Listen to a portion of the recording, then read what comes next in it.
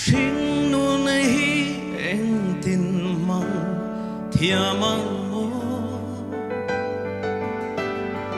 ngay dana tam pom dana tam nghe selo pham kim mitra ngayang mo te tling thấy lâu tling big si lâu sel kai vek kan ni ka dan pham kim top lâu tenen hia tung em mo min lâu pom tlat theyang le ngay đam rõ lệ đôi loài đam chung ni dòng tê rem na xiêm tu niang tê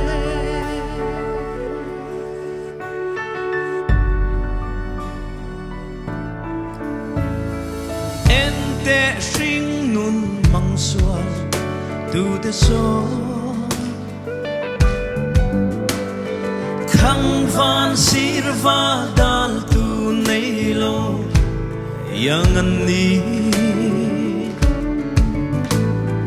boy sak nei lo hun chu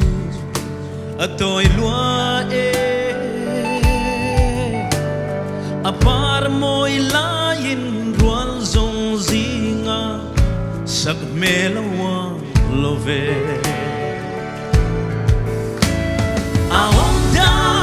van nee na dong tu avang chua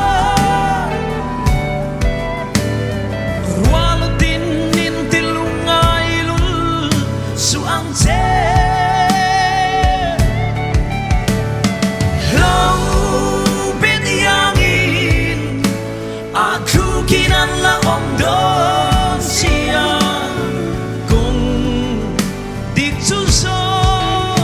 zelang Hringnun dan chan em ngày na chang chu ria la that che su la ril ru nei ya